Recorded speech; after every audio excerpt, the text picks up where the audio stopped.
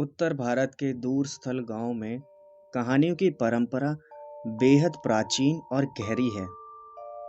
इन्हीं कहानियों में एक मुंजिया की कहानी भी है। ये नाम सुन के ही गांव के बच्चे और बड़े एकदम से डर जाते हैं। मुंजिया की आत्मा को ऐसा माना जाता है कि वह रात के अंधेरे में भटकती है और अकेले चलने वालों को अपने गिरफ्त में ले लेती है। यह कहानी एक छोटे से गांव भोलापुर की है, जहां एक परिवार ने मुंजिया के खौफनाक प्रकोप का सामना किया। भोलापुर गांव चारों ओर से घने जंगलों और रहस्यमय प्राचीन स्थानों से घिरा हुआ था।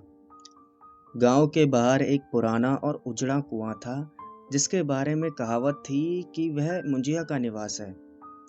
गांव वाले उस कुएं के पास दिन में भी जाने से कतराते थे। राहुल एक 10 साल का जिज्ञासु और साहसी लड़का, जिसे अपने दोस्तों के साथ खेलना बहुत पसंद था। एक दिन अपने दोस्तों के साथ खेलते खेलते उसे देर रात हो गई। दोस्तों ने जब घर जाने की बात कही तो राहुल ने हंसते हुए कहा, अरे अरे मुझिया से क्या डरना, वो तो सिर्फ एक कहानी है। और यह कहकर वो जंगल की ओर चल पड़ा। जंगल में रात का समय था। सब तरफ सन्नाटा और हल्की हल्की हवा की सरसराहट हो रही थी। राहुल को थोड़ी देर बाद एक अजीब सी आवाज सुनाई दी। उसने आवाज का पीछा किया और उसे पुराने कुएं के पास पहुंचा। कुएं से निकलती एक ठंडी हवा ने उसके रोंगटे खड़े कर दिए। उसने अपनी जेब से टॉर्च निकाली और कुएं के अंदर झांका।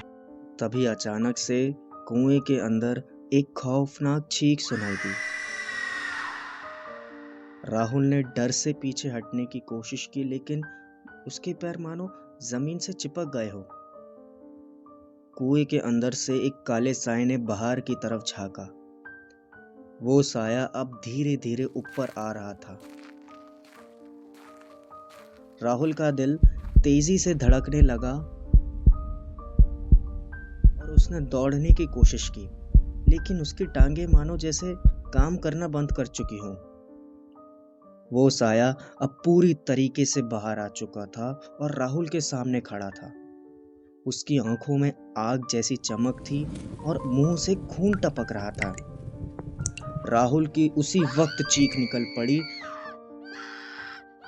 लेकिन उस सुनसान जंगल में उसकी आवाज कहीं जाकर खो गई। वो साया राहुल की तरफ बढ़ा और उसने अपने लंबे नाखून से राहुल की गर्दन पकड़ ली। राहुल ने खुद को छुड़ाने की बहुत कोशिश की, लेकिन वो साया बहुत शक्तिशाली था।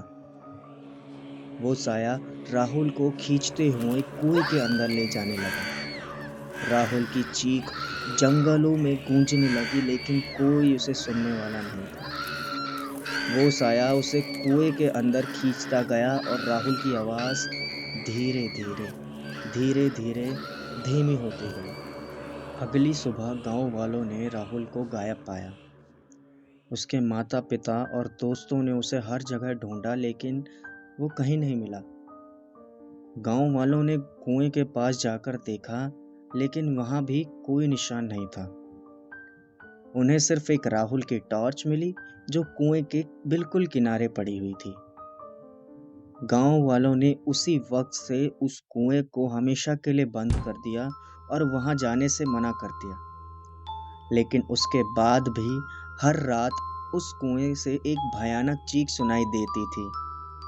लोग कहते हैं कि वह मुंजिया की आत्मा है, जो अभी भी उस जंगल में भटक रही है और अपने अगले शिकार की तलाश में है। राहुल की इस खौफनाक घटना के बाद गांव के बच्चों ने रात में बाहर निकलना बिल्कुल बंद कर दिया। मुंजिया की कहानी अब सिर्फ एक कहानी नहीं, बल्कि एक सच्चाई बन गई थी, जो भोलापुर के हर व्यक्ति के दिल और दिमाग में बस गई थी। गांव वाले आज भी मुंजिया के खौफ से कांप उठते हैं और रात के अंधेरे में बाहर जाने से भी डरते हैं। निष्कर्ष: मुंजिया की आत्मा का खौफ आज भी भोलापुर के हर व्यक्ति के दिल में बसा हुआ है। राहुल की घटना ने इस डर को और भी गहरा कर दिया। गांव वालों ने उस कुएं को बंद कर दिया और वहां पे जाने से लोगों को मना कर दिया। लेकिन मुंजिया की आत्मा का आतंक आज भी कायम है। गांव के लोग आज भी रात के अंधेरे में बाहर जाने से डरते हैं और अपने बच्चों को उस खौफनाक साए से दूर रखते हैं।